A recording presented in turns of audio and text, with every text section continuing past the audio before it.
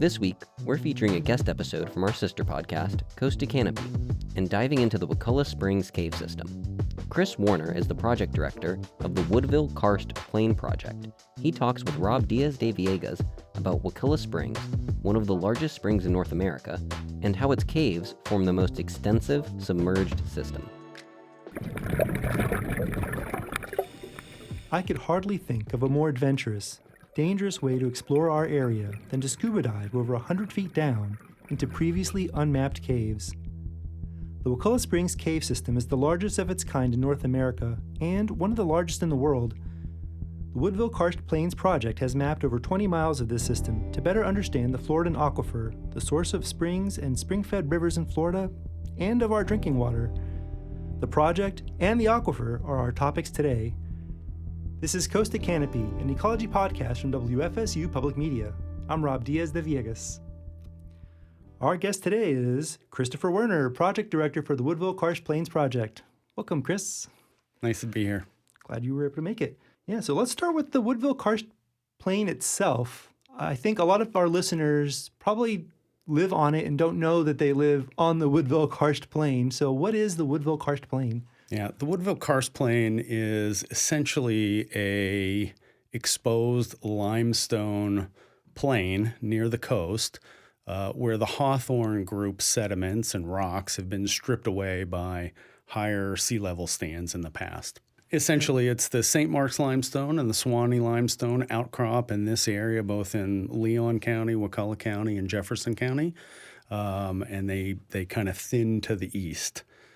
If you will, and the hawthorn's been eroded away, and most people will notice that when they drive south out of Tallahassee, and they go down this really big hill called the Cody Escarpment, and that essentially is where the hawthorn kind of disappears, and then you're essentially driving on unconsolidated sands and clays from, basically beach or dune type structures that are remnant of those past sea level stands. Gotcha. And it's also a system full of caves and springs and swallets. And I mean, anyone who lives in Wakulla probably lives close to some sort of swim hole or sinkhole. So talk about sort of the cave systems within that. Sure. The term karst basically is a geologic term that we use that describes when limestone's exposed to the surface or it has, very thin sediments above it, and usually rainwater is slightly acidic. So what happens is when it rains, right, that permeates through those sands and clays. They're still kind of charged a little bit with carbon dioxide, and they slowly dissolve out the limestone. And what happens is you form all these voids within there. You still get flow of the water and whatnot, but in this area, which is somewhat unique, is you've got 5 huge first magnitude springs. You've got underground rivers for the most part that feed those. And then you've got swallets where you've got surface streams on the surface, particularly in the Hawthorne Formation up around Tallahassee and to the west and the east a little bit. And as soon as they get to the Woodville Karst Plain, they usually sink into the ground. And those form parts of those underground conduits and whatnot. And so most of the flow is not via surface streams. Most of the flow is captured underground. And so your drainage basin is essentially subterranean at that point. Right. And so you have water flowing in caves, but it's also kind of stored in the rock itself, right? It's a porous rock. That's right. The limestones are very, very porous, and they're very permeable as well. And that's basically our drinking water. So it is our aquifer. It's the Upper Floridan aquifer, to be exact. In this area, and it provides most of the drinking resources for Leon County, City of Tallahassee, Jefferson County, Gadsden County, Wakulla County, you name it. Everybody's getting their water from the Upper Floridan aquifer, and that's the potable part of the aquifer. The aquifer is actually much, much deeper.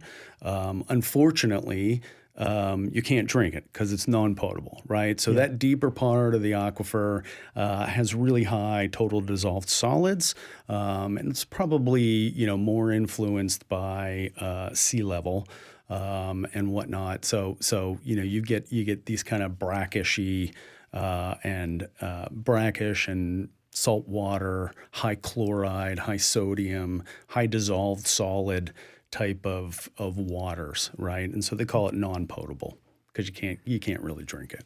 Gotcha. So let's bring people with you on a dive. So first part is, how do you prepare to go to a place that no one has ever seen before, likely? Yeah, well, it takes a lot of preparation. We spend a lot of time up front planning some of the dives that we do. And we're really standing on the shoulders of giants, people that pioneered this once scuba kind of came into the fold as a technology. That in the 50s and 60s, people were kind of diving into the springs and some of the lakes in the area, and they found these tremendous caves, right? And they'd open up into caverns, and then they'd go further, and they're like, hey, there's a cave here. But they were woefully unprepared, Rob. And there was a heck of a lot of fatalities and whatnot. And so over time, they adopted different equipment with redundancies built in, and they also adapted their techniques. So normally scuba divers, when you see pictures of them, they're somewhat upright in the water. They've got a single tank on their back, and they've got their flutter kick going and whatnot. If you do that in an underwater cave, due to the silt on the bottom, you're most likely going to get yourself into trouble real quick. So we don't advise that for anybody. There's training programs out there that give you that, but it's also the experience, right? So you've got to build experience to be able to do that stuff. And within the Woodville Karst Plain itself, it's fairly unique. We've got shallow, extensive caves. We, run 60 feet deep, 100 feet deep. Other portions of the cave systems are 200, 210, and then places like Wakulla Cave itself have extensive sections that are 285 to 310 feet deep. And so, those are much, much more challenging because when you dive deeper, two of the problems you have is one is that nitrogen in normal air that we breathe, 21% oxygen, 79% nitrogen.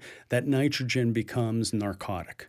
So the deeper you go, the more narcotic it becomes. So you can't really think. So if you're impaired, right? They used to call it Martini's Law when I was taking scuba diving in the 80s.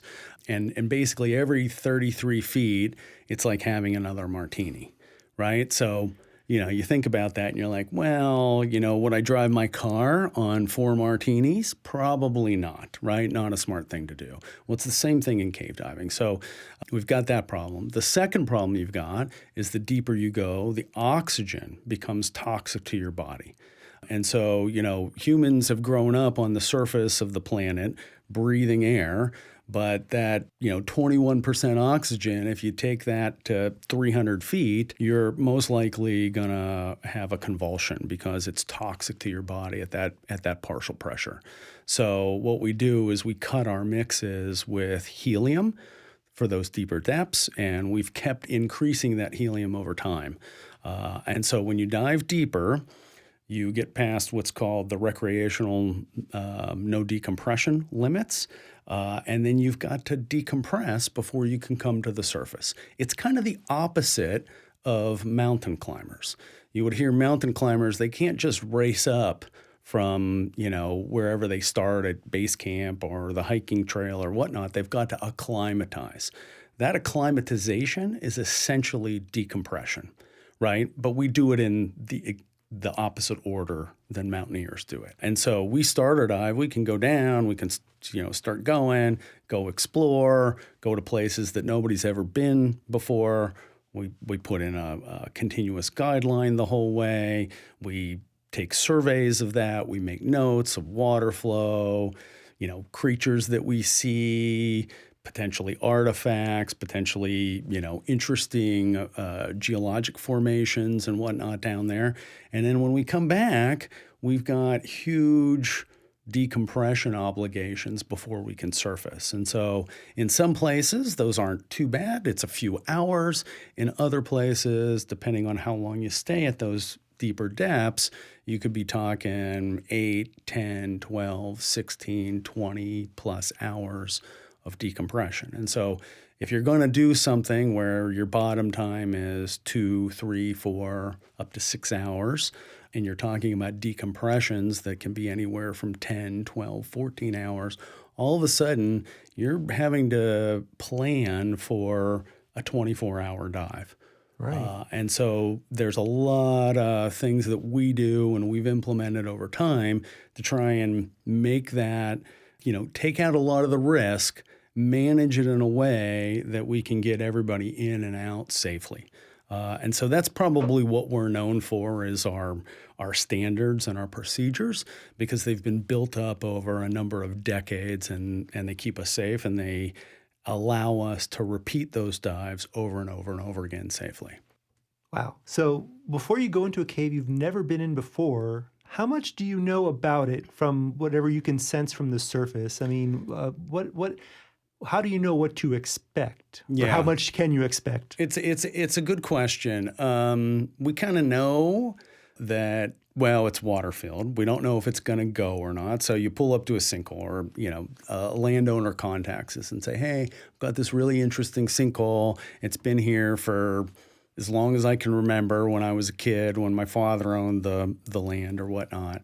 And we'll go and we'll talk to them about it. We'll look at it. We'll ask them things like, has it changed over time? Has it been sinking? Have you put anything in it? Have you tried to, drop a rock tied to a string and figure out how deep it is? Right. Those kind of things.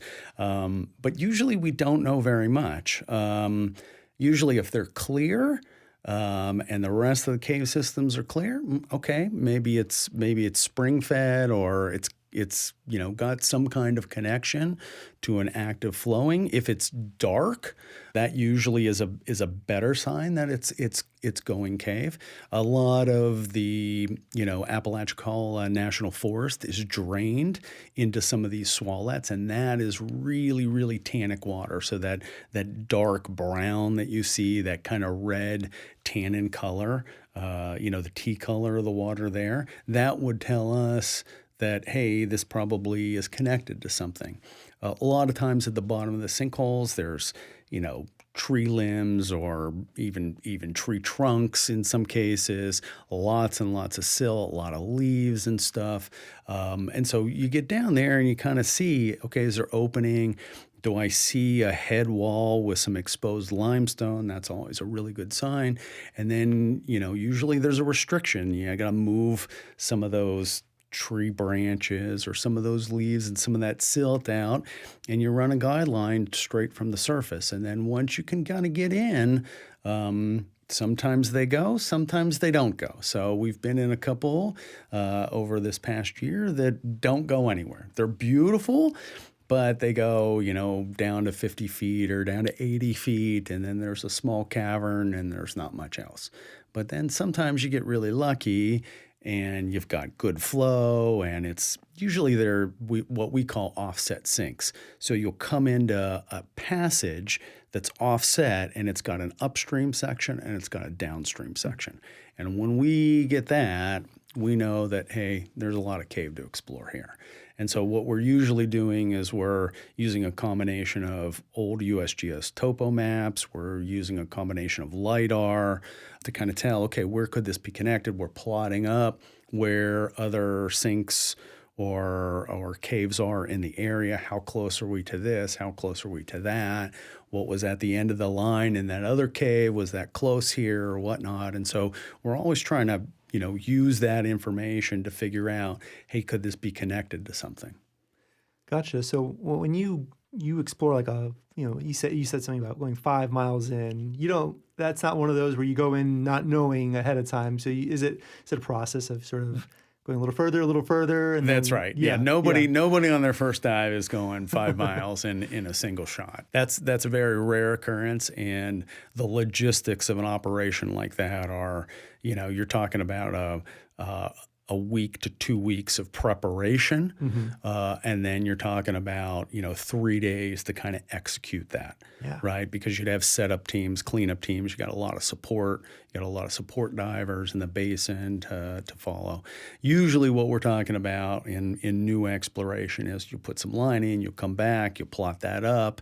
Okay, where's it going? Did you guys feel flow? I felt some flow. Hey, I saw a catfish. That's a good sign. Did I see any other life in there? Those kind of things. Flow is basically the biggest thing that we would focus on, and so it's a progression, right? So the first time you go, may not find much. The second time, okay, I know it's about this deep. It seems to be that deep, but just in case, I'm going to take a little bit of deeper bottom gas, and I'm gonna look and I'm gonna see where we can go. And so it's a progressive thing. So you'd tie into the old line and you'd explore onward, and then you'd survey that and you'd bring that out, see where that goes. Okay, next weekend we go and we do it again. So it's a very progressive type thing. Gotcha. So what do you see? So, I mean, you see when you get to a certain depth, I mean, you're only seeing what a light shows you. So talk about that aspect of it and sort of as you find your way through, I guess, whatever the beam can show you and whatever the clarity of the water is. Yeah. I mean, those are the two biggest things, right? The clarity of the water is enormous, right? So, people always ask, well, what do you see down there, right? But a lot of time it's more about what you don't see, right? And so the caves in the Woodville Karst Plain, and especially in Wakulla Cave, I mean, they can be really small passages where, basically just a human with maybe a couple tanks on can fit and not much more. But they can also be these enormous passages that we refer to as Tallahassee Power Cave. And when you've got Tallahassee Power Cave, you're talking widths anywhere from 60 to 100 feet wide, and you're talking 40 to 60, sometimes 70 feet high. So, you can fly a jumbo jet through these things. They're that big. And when the water is clear, your light can't see the walls, right? It's that big. So you're kind of, diving into an abyss. It's a different world altogether. It's almost a surreal experience in some. And so, you're talking with a guy that's been on the Woodville Karst Plain project for 30 years, right? So I've kind of gotten accustomed to that. But when you can break into some really new cave and it's big and it's going and whatnot, and you just see a lot of different rock formations, the way the water has carved out the limestone itself is just, some of these things are really beautiful. Sometimes you can see that contact between the St. Mark's limestone and the Suwannee limestone. Sometimes you also see remnants of when sea level was much, much lower, where you'll get a cross section of a passage that we call a keyhole passage. So, it's kind of spherical on top or an oval on top, and then it's got like a small canyon cut out in the bottom of it, right? That tells you that when sea level was lower, the water table was also lower, right? So that water table of the aquifer was much lower. And in that cave passage, at one time, when sea level was low like that, that was a stream cutting out and dissolving away that limestone. It had a free surface, just like the streams you'll see in areas of Tallahassee or in areas of the Appalachian-Cola National Forest. Those type of things are really, really indicative. Now, you need a trained geologic eye that has a specialization in right. karst geology and hydrology to notice those things. But at the same time, it's remarkable. The other thing we see down there is a lot of life. Like people wouldn't imagine, how much life is down there. So we always see catfish. They seem to go everywhere. We don't know how far they'll go from the light and whatnot. I've not seen any albino catfish ever. However, there have been other places in Mexico and some other caves in Europe where they found albino fish, which means they haven't been exposed to light in a really long time. And so they lose all the pigment in their skin and whatnot, right? Yeah. But we find all the time albino crayfish. There's all kinds of amphipods and isopods. These are really small things that kind of float in the water column. And so, all these places that you've got sinkholes or these karst windows or swallets that are taking some of these stream waters in, you're getting everything that's kind of in the forest or on the above ground going into that cave passage, right? And so a lot of that stuff has nutrients. It's got leaves and other things that these critters can eat, and that's how they survive. So a lot of places we see stuff like that. Individual crayfish and amphipods don't lose their pigmentation over a single lifetime.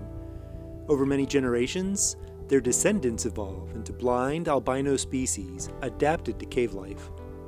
These are animals that live their lives entirely in the dark. So it's a really, really unique environment. I find it really, serene and calm. I know most people would not feel that, but at the same time, it's the darkest place on Earth. Yeah. It never sees any light. Light can't penetrate through rock. So, the only thing you carry with you is your primary light and 2 backup lights usually. Sometimes you'll carry a video light or a spare light beyond that. But, our lights can penetrate pretty good if the water clarity is good. If the visibility is good, you can see a lot. But a lot of times when the cave is big, you can't see the ceiling, you can't see the walls, you can't see the floor. So if you're exploring that, you're kind of either staying on the floor or you're staying on one wall. If you can't see that other wall, and you're in pretty big cave.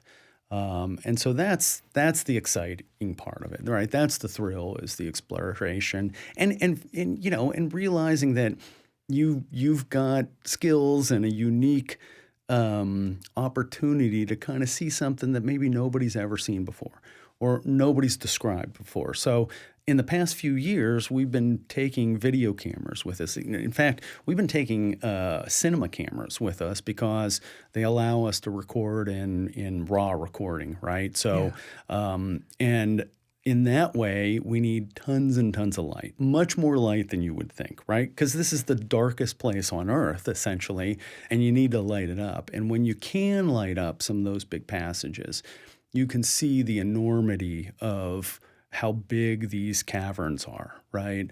And I think, every time that kind of gets to you, like, wow, this is really a big space. But it's only 100 or 200 feet below the ground surface. Chris was nice enough to share some of their footage with us, and you could see that on the video version of our Coast to Canopy podcast. You can hear the rest of our conversation there as well. Look for that on the WFSU Ecology YouTube channel or at wfsu.org/ecologyblog. The blog also links to a story about cave critters and stories about karst geology and the Floridan aquifer. And if you just want to listen to the rest of our conversation, look for Coast to Canopy wherever you listen to podcasts.